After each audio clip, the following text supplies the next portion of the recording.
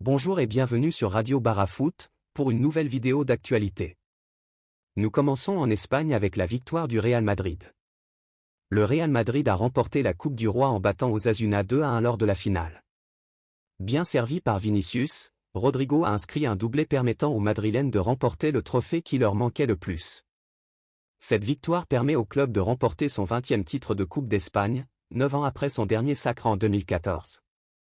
Comme à son habitude, AS a mis en avant dans ses gros titres la victoire du Real Madrid et la performance exceptionnelle du duo Vinicius Junior et Rodrigo.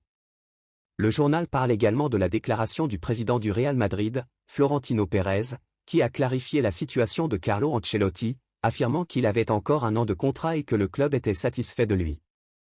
De son côté, Carlo Ancelotti a déclaré qu'il n'avait pas l'intention de quitter le club avant la fin de son contrat en 2024. La fédération brésilienne, qui avait envisagé de recruter Ancelotti pour diriger la Seleção, devra donc chercher un autre entraîneur pour prendre les rênes de l'équipe nationale brésilienne. Karim Benzema est devenu le joueur français le plus titré de l'histoire avec 33 trophées. Eduardo Camavinga, âgé de 20 ans, est devenu le plus jeune joueur du Real Madrid à remporter 6 trophées, après la victoire en Coupe du Roi de samedi. Vinicius Junior, qui a livré une prestation remarquable lors de cette victoire, a de nouveau été impliqué dans des polémiques extrasportives qui ont suscité l'attention des médias espagnols. Avant le début de la rencontre, il n'a pas salué les arbitres, ce qui a été remarqué par plusieurs journaux. Pendant le match, Vinicius s'est également disputé avec des joueurs adverses et a même eu une altercation avec Chimi Avila, attaquant d'Osasuna, à la mi-temps. De plus, son geste consistant à montrer l'écusson du Real Madrid aux supporters adverses a été considéré comme provocateur.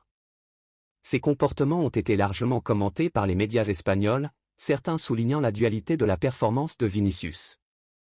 Même Dani Carvajal, son coéquipier, a appelé le joueur à éviter les provocations et à se concentrer sur son jeu. Nous continuons en Angleterre. Manchester City a renforcé sa position de leader en remportant une victoire méritée contre Leeds sur le score de 2-1, avec un doublé d'Ilkay Gundogan, tandis qu'Erling Haaland a touché 2 fois les montants. City a maintenant remporté 10 matchs consécutifs en championnat. Avec 5 points d'avance sur leur dauphin, Arsenal, l'équipe de Pep Guardiola est en bonne position pour remporter le titre. Arsenal devra faire attention lors de son prochain match dimanche contre Newcastle, actuellement 3e du classement, s'ils veulent continuer à espérer remporter le titre. Nous continuons en Premier League.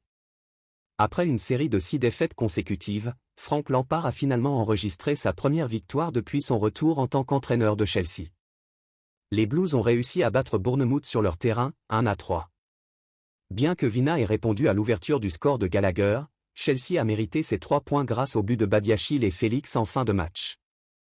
Avec cette victoire, Chelsea se positionne à la 11e place du classement, s'éloignant de la zone de relégation avec une avance de 12 points sur Nottingham Forest, le premier relégable. Tottenham aussi met fin à sa série de 4 matchs sans victoire en s'imposant à domicile contre Crystal Palace, 1-0, avec un but de Harry Kane juste avant la pause. Ce but permet à l'attaquant anglais de 29 ans de marquer son 209e but en Premier League, dépassant ainsi Wayne Rooney, 208 buts, et devenant le 2e meilleur buteur de l'histoire du championnat d'Angleterre depuis sa création en 1992.